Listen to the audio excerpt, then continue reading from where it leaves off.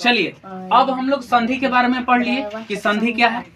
अब हम लोग इसके प्रकार के बारे में देखते हैं कि संधि के कितने प्रकार होते हैं। आइए बात करते हैं इसके प्रकार पे। संधि के प्रकार की बात की जाए तो संधि मुख्य रूप से 3 प्रकार के होते हैं। कितने प्रकार के? 3 प्रकार के। समझ गए कि नहीं? संधि जो होता है वो मुख्य रूप से 3 प्रकार के होते हैं। पहला स्वर संधि। कौन सी संधि? स्वर संधि। दूसरा व्यंजन संधि। कौन सी संधि? व्यंजन संधि। और तीसरा जो संधि होता है, तीसरा संधि वह होता है विसर्ग संधि। कौन सी संधि? विसर्ग संधि। समझ गए कि नहीं? तो संधि 3 प्रकार के होते हैं। एक आपका स्वर संधि हो गया, दूसरा व्यंजन संधि हो गया और तीसरा विसर्ग संधि हो गया। तो संधि कितने प्रकार के हो गए? 3 प्रकार के। अगर हम स्वर संधि की बात करें, पहला जो स्वर संधि है, अगर उसकी बात करें तो स्वर संधि किसे कहते हैं? तो देखिए इसके नाम से ही स्पष्ट हो रहा है स्वर संधि। समझ गए कि नहीं? स्वर संधि यानी कहने का मतलब है कि संधि किसे कहते हैं? तो जो विकार उत्पन्न होता है, और यहाँ पे स्वर है तो स्वर के द्वारा जो विकार उत्पन्न होगा, 2 स्वर वर्ण के द्वारा जो विकार उत्पन्न होगा वही विकार क्या कहलाएगा? स्वर संधि कहलाएगा। समझ गए कि नहीं? तो दो स्वर वर्ण, 2 स्वर वर्णों के मेल से, 2 स्वर वर्णों के मेल से जो विकार उत्पन्न होगा वही क्या कहलाएगा? वही क्या कहलाता है? स्वर संधि कहलाता है। वही क्या कहलाएगा? स्वर संधि कहलाएगा। जैसे एग्जाम्पल देख लीजिए। जैसे मान लीजिए कि एक शब्द हम लिखते हैं जिसका नाम है विद्या, और दूसरा शब्द है आपका, एक विद्या हो गया और दूसरा शब्द है आलय। दूसरा शब्द क्या है? आलय। तो विद्या और आलय, इन दोनों को अगर हम जोड़ेंगे तो एक नया शब्द बनेगा जिसका नाम क्या हो गया?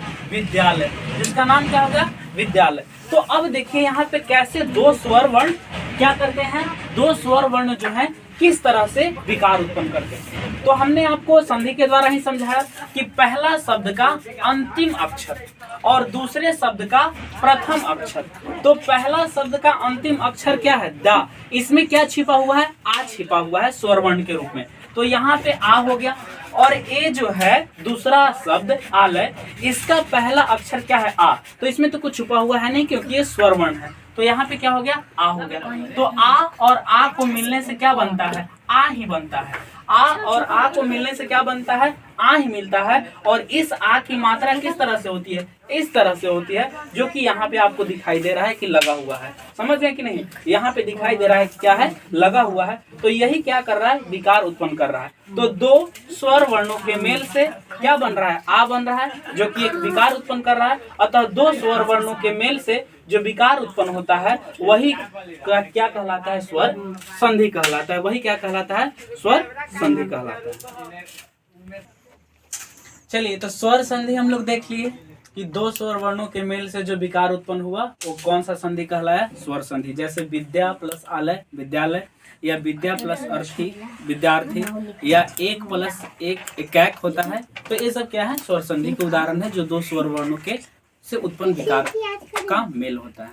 आइए अब हम लोग पहले स्वर संधि के भेद की बात करेंगे, तब हम लोग व्यंजन संधि और विसर्ग संधि के बारे में पढ़ेंगे।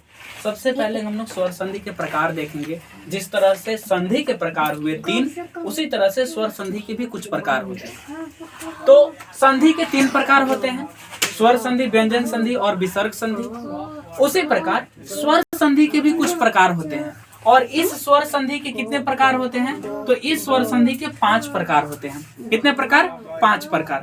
पहला होता है दीर्घ संधि। कौन सी संधि? दीर्घ संधि। ठीक है, पहला क्या होता है? दीर्घ संधि। दूसरा आपका होता है गुण संधि। कौन सा संधि? गुण संधि। पहला दीर्घ संधि, दूसरा गुण संधि, तीसरा वृद्धि संधि। कौन सी संधि? वृद्धि संधि। चौथा यन संधि। कौन सा संधि? यन संधि। और 5वां अयादि संधि होता है। कौन सा संधि? अयादि संधि। तो संधि 3 प्रकार के, परंतु स्वर संधि 5 प्रकार के। कौन कौन संधि? स्वर संधि 5 प्रकार के, दीर्घ, गुण, वृद्धि, यन और आयादी। यन और आयादी, तो 5 प्रकार के हो गए आपके। 5 प्रकार के स्वर संधि होते हैं। ठीक है, करते हैं।